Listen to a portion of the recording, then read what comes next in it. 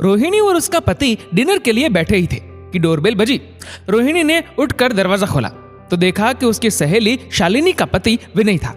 वो काफी घबराया हुआ दिख रहा था। रोहिणी अभी पूछने ही जा रही थी कि क्या हुआ, उससे पहले ही विनय ने कहा, भाभी जी प्लीज आप मेरे घर चलिए, जरा अपनी सहेली शालिनी को समझाइए ना, वह घर छोड़कर जा रही है। घर छोड़कर जा रही है? लेकिन क्यों? रोहिणी ने पूछा। वो सब मैं आपको घर चलकर बताऊंगा, अभी आप जल्दी से चलिए, वो आपके अलावा किसी की बात नहीं सुनेगी। विनय बोला। रोहिणी और शालिनी दोनों बहुत अच्छी सहेलियां हैं। 1 साल पहले रोहिणी के पति का ट्रांसफर इस शहर में हुआ। जब वे यहाँ रहने आए तो सबसे पहले शालिनी से ही पहचान हुई थी और उसी ने वहां के नजदीकी मार्केट और बाकी सब चीजों के बारे में रोहिणी को बताया था। तब से दोनों में बहुत गहरी दोस्ती हो गई। दोनों हमेशा अपना सुख दुख एक दूसरे से बांटती। रोहिणी के पति की सरकारी नौकरी है और शालिनी का पति बिजनेस करता है। शालिनी एक बेटे की माँ है और रोहिणी के अभी बच्चे नहीं हैं। जब से लॉकडाउन हुआ है तब से ज्यादातर फोन पर ही बात होती है। घर आना जाना कम हो गया है।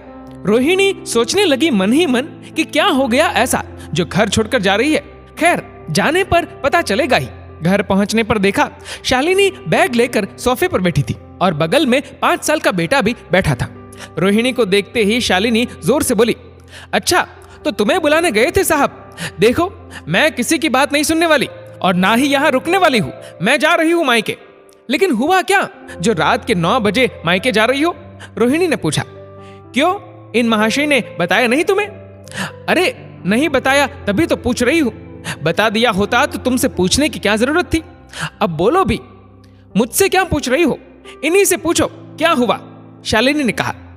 रोहिणी ने जैसे ही विनय की तरफ देखा, विनय ने कहा, वो क्या है कि आज हम दोनों का झगड़ा हुआ और मैंने कुछ ज्यादा बोल दिया।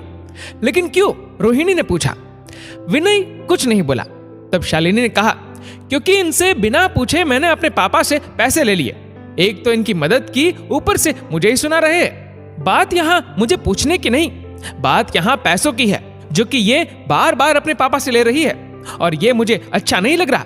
विनय ने कहा, वाह, एक तो बिना बोले मदद मिल रही है और ऊपर से तुम्हें बुरा लग रहा है। पापा से पैसा नहीं लोगे तो अपने ठप पड़े बिजनेस को कैसे खड़ा करोगे? आखिर आपको प्रॉब्लम क्या है मेरे पापा से पैसे लेने में? शालिनी ने जोर से कहा, मैं अपना बिजनेस खड़ा कर लूंगा, इसके लिए तुम चिंता मत करो। और अब अपने पापा से पैसे मत लो, मुझे अच्छा नहीं लगता। मदद एक बार ली जाती है, बार बार नहीं। अरे तुम दोनों फिर क्यों झगड़ने लगे? रोहिणी ने कहा, देखिए भाभी जी, क्या हुआ कि लॉकडाउन में मेरा बिजनेस ठप हो गया, ये तो आपको भी पता है। घर चलाने में थोड़ी दिक्कत हो गई। तब इसके पापा ने कुछ मदद की थी, पर अब मुझे पैसे नहीं चाहिए। मैं अपना बिजनेस धीरे धीरे खुद से खड़ा कर रहा हूं और कर लूंगा। हाँ थोड़ी समस्या है, पर वह सब धीरे धीरे दूर हो जाएगी। पर ये समझती नहीं, बार बार पापा से पैसे ले रही है मेरे मना करने के बावजूद। हाँ क्या हो गया, ले लिए तो? मैंने मांगे नहीं, पापा ने खुद दिए। अरे तुम लेने से मना भी तो कर सकती थी। वो तुम्हारे पापा है, उनको चिंता होगी, पर उनकी चिंता दूर करना तुम्हारा काम है। तुम पैसे लेने से इनकार कर देती, कह देती कि इंतजाम हो गया है। क्या सोच रहे होंगे कि मैं उन पर निर्भर हो गया हूं? विनय बोला, वो नहीं सोच रहे बल्कि तुम सोच रहे हो। शालिनी ने कहा, हाँ शालिनी, मैं सोच रहा हूं और मुझे शर्म आ रही है, मेरे आत्मसम्मान को ठेस पहुंच रही है उनसे बार बार पैसे लेने में। उनका भी तो परिवार है, फिर वो रिटायर्ड है।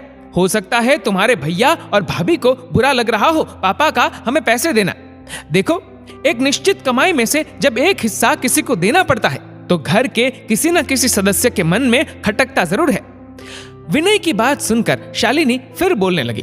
तब रोहिणी ने कहा, हाँ शालिनी, विनय बिल्कुल सही कह रहा है। तुम्हें अपने पापा से बार बार पैसे नहीं लेने चाहिए। एक पिता होने के नाते वे तुमसे पूछते हैं, पर तुम्हें इनकार करना चाहिए। एक बार पैसे लेने से इनकार कर दो, फिर देखो उनकी प्रतिक्रिया क्या होती है। रोहिणी की बात सुनकर शालिनी चुप हो गई। रोहिणी ने फिर कहा, चलो अब तुम दोनों झगड़ा खत्म करो और हाँ तुम ये बैग रखो, इतनी रात को मायके जाकर खामखा सबको परेशान करोगी। उन दोनों के एक दूसरे को सॉरी बोलने के बाद जब रोहिणी अपने घर जाने लगी तो शालिनी भी आई उसे बाहर तक छोड़ने।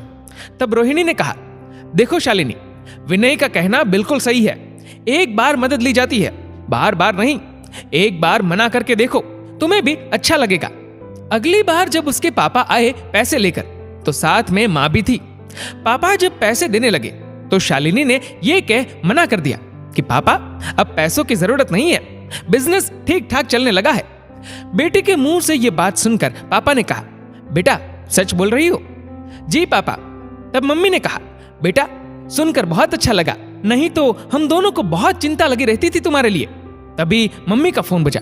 देखा तो भाभी का फोन था। शालिनी ने झट से रिसीव कर लिया भाभी से बात करने के लिए। वह अभी हेलो बोल ही रही थी कि उधर से भाभी की आवाज सुनी, हाँ मम्मी तो दे दिए पैसे बेटी को, अच्छा बहाना ढूंढा है पैसा ऐंठने का।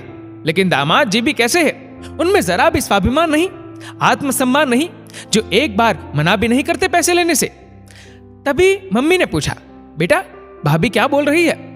शालिनी ने फोन रखते हुए कहा, कुछ नहीं मम्मी, बस पूछ रही थी कि आप दोनों यहां सही से पहुंचे या नहीं। हाँ बेटा, उसे भी तुम्हारी बहुत चिंता लगी रहती है। शालिनी कुछ नहीं बोली। उसे बुरा लग रहा था अपने पति के लिए, और तभी उसने मन में निश्चय कर लिया कि अब पापा से पैसे नहीं लेगी, अपने पति के आत्मसम्मान को और ठेस नहीं पहुंचने देगी। दोस्तों, इस वीडियो को लेकर आपकी क्या राय है, नीचे कमेंट करके जरूर बताएगा। और अगर आपको वीडियो अच्छा लगा हो तो को लाइक करेगा, शेयर करेगा ज्यादा से ज्यादा लोगों तक, और ऐसे ही और भी इंस्पिरेशनल वीडियोस के लिए सब्सक्राइब करें हमारे यूट्यूब चैनल को और फेसबुक पर फॉलो करें हमारे पेज को। धन्यवाद।